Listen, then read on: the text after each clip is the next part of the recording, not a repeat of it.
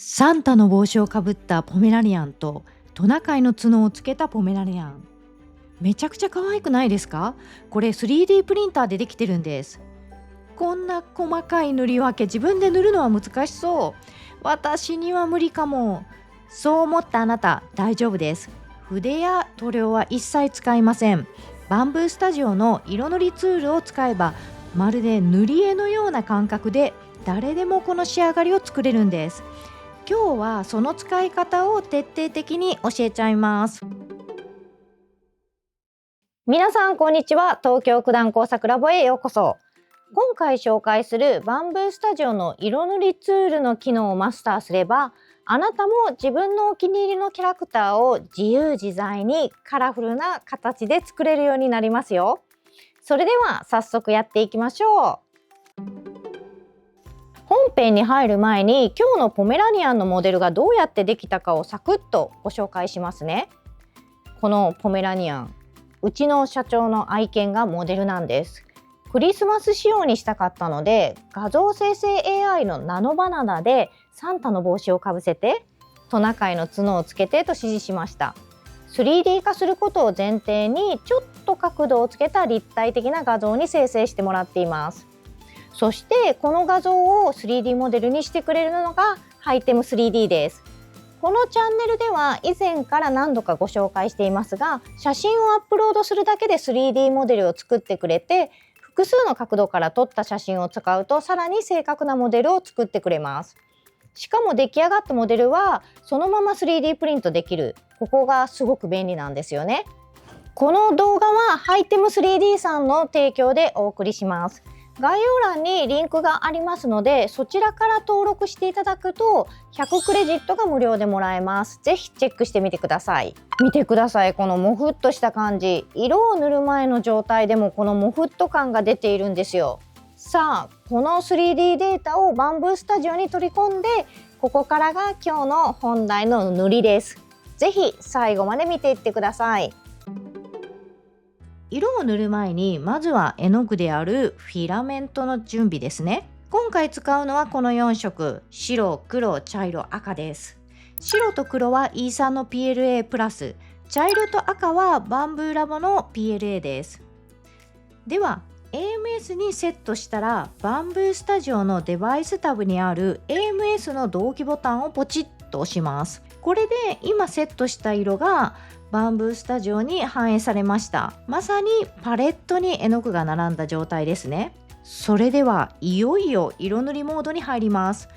モデルを選択した状態で上のツールバーのバケツのアイコンをクリックするか、キーボードのショートカット N を押してください。そうすると画面が変わりましたね。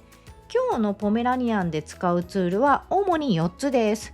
塗りつぶし、円と球のブラシ、三角形、隙間埋めです。では順番に解説していきますね。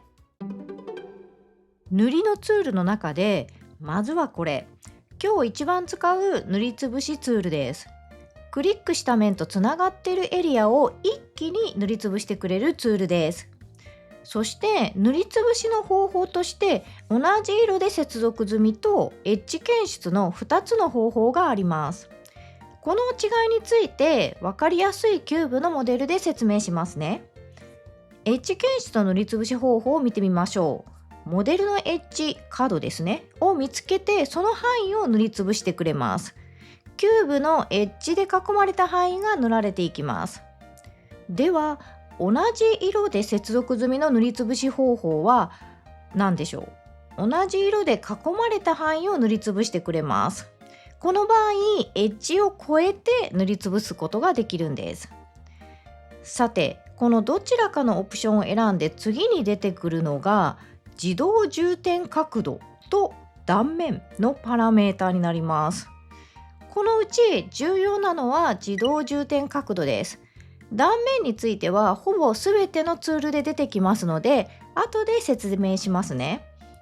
さて、塗りつぶすときにまず最初はエッジ検出で塗っていきます。エッジ検出の方のラジオボタンをクリックしてこちらで塗ってきます。この時にこの自動充填角度の数値の大きさによってこのエッジの検出される範囲が変わってきます。数値が大きくなると大きな範囲を選択することになりますし、小さくすると狭い範囲を選択することになります。なのでこの数値を変えながらクリックして塗る範囲を決めていきます。ちょっと数値を変えてモデルをクリックする前にオーバーしてみると、範囲が出てきますよね。で、大きすぎるとちょっと数値が大きいことになるので小さくしたりとかして、いい塩梅に設定していって塗っていってください。で、今回のポメラニアンのように高精細なモデルだとエッジがもう検出されるのがなかなか難しいので、結構根気のいる作業にはなります。さて、このツールとよく連動して使う次に紹介するツールが隙間充填ツールです。このエッジ検出で塗りつぶしたものの塗り残しが出てしまっていますよね。ここでこの隙間を埋めるときに使うツールです。ツールを持ち替えて隙間領域の数値を上げてください。ほら、隙間が埋まりましたよね。隙間が埋まったらここで適用をしてください。まだまだ塗る場所ありますので、次のツールを紹介していきましょう。次に紹介したいのが円と球のツールです。円と球、どっちもブラシなんですが明確な違いがあります。こちらもまずはキューブのモデルでご紹介していきます。円は表面の部分だけに色を塗ります。基本はこれでもいいんですが、球はちょっとブラシサイズを大きくするとわかるんですが、こっちはブラシが立体的な球になります。塗った場所の内部まで色が染み込みます。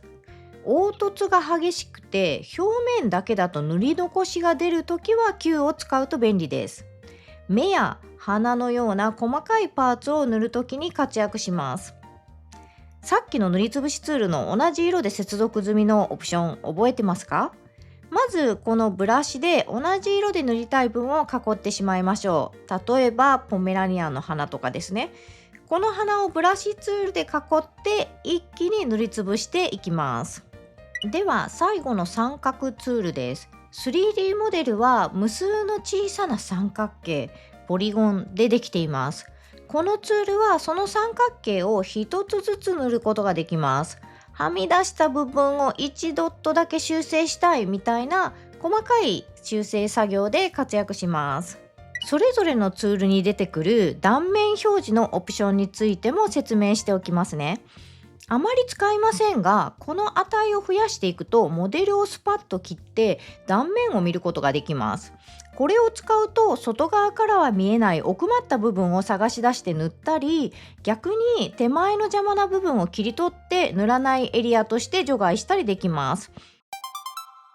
ここまでで色塗りの基本は完了です。このチャンネル東京九段工作ラボでは 3D プリンターのわかりやすい解説や生成 AI による 3D モデリング、そして 3D プリントをもっと楽しむアイデアを発信しています。ぜひ今のうちにチャンネル登録をして一緒にものづくりを楽しんでいきましょう。それではポメラニアンの色を塗っていきます。この4つのツールを駆使してポメラニアンに色をつけていく作業です。ここで実際に塗っていく上での重要なコツをお伝えしていきます。3D モデルなので正面から見ても綺麗でも角度を変えてみると色がはみ出しているっていうことがよくあります。なので画面左下のキューブ、バウンディングボックスっていうんですけどもなどを操作してぐるぐるといろんな角度から確認しながら進めてください。で、作業効率を上げるテクニックとしてフィラメントの色変えはキーボードの数字キー1234を使っていきます。左手で色を切り替えながら右手でマウスを使って塗っていく。正直、かなり根気がいる細かい作業になりますが、ここを丁寧にやるかどうかで仕上がりが全然違います。頑張ってやっていきましょう。最後にこのバンブースタジオのペイント機能についてお話ししておきたいことがあります。こうやって一生懸命塗ってもどうしても仕上がりが滲んだような感じになってパキッと綺麗に分かれないことがあります。あと見ていただいて分かったように非常に手間がかかりますよね。なので 3D モデリングソフト側で最初からパーツを分けて塗っておくのが一番ベストかなと私は思っています。例えば私が普段使っているノマドスカルプトで作ったこのペンギンはパーツを作った時に色を塗ってます。これをオブジェファイルかなでエクスポートしてバンブースタジオに読み込ませると、それぞれのもうパーツが分かれた色で認識されるので塗りつぶしする必要がありません。色塗りが完成したらスライスして 3D プリントしていきます。そしてトナカイのカチューシャをつけたポメラニアンとサンタの帽子をかぶったポメラニアンが完成しました。今回このポメラニアンを作ったハイテム 3D ですが、ちょうど新しいプランが追加されたみたいです。ヘビーユーザー向けのウルトラプランが登場して8000クレジットで 129.9 ドル。たくさん生成する方にはかなりお得になってます。年間プランもあって、プロマックスウルトラは年払いで 10% オフになるようです。今めっちゃ円安なので、ドル換算だと日本人にとってはなかなか辛いですよね。先日アメリカ出張行ったんですが、ご飯食べるたびに財布が痛かったです。この動画が参考になったら高評価とチャンネル登録での応援をよろしくお願いします。皆さんのこれ作ってみたよっていうコメントもお待ちしています。それではまた次の動画でお会いしましょう。東京九段工作ラボでした。バイバーイ。というわけでいつもの編集後期です。ここからはちょっと力を抜いて雑談していきます。実は私ポメラニアン大好きなんですよ。このモフモフ感、丸っこいフォルム本当にたまらないですよね。でもね、私あんまり動物の毛のアレルギーが得意じゃないので、犬も猫も飼えないんです。だから社長が飼ってるポメラニアンの写真を時々見せてもらっては癒されてます。ちなみに社長は筋金入りのポメ好きですね。で、今回このポメラニアンを 3D にしたいって思ったんですが、実はここに一工夫があるんです。ポメラニアンっていわば毛玉の塊じゃないですか。この細い毛をそのまま 3D プリンターで再現するのは正直難しいですよね。で、ハイテム 3D も精度がすごく高いので、写真をそのまま入れると忠実に再現しようとしすぎちゃうんですよね。なので今回は一度ナノバナナを挟んでキャラクターっぽくデフォルメしてもらったんです。毛並みをモフモフの塊として表現してもらうことで 3D プリントしても 3D になっても可愛さがちゃんと残るっていう、これが今回の可愛いポメラニアン爆誕の秘訣でした。リアルに再現するだけがAI の使い方じゃないので、どう使えば最終的な出力が可愛くなるかっていうのを考えるのも面白いかなと思いました。というわけでまた次の動画でお会いしましょう。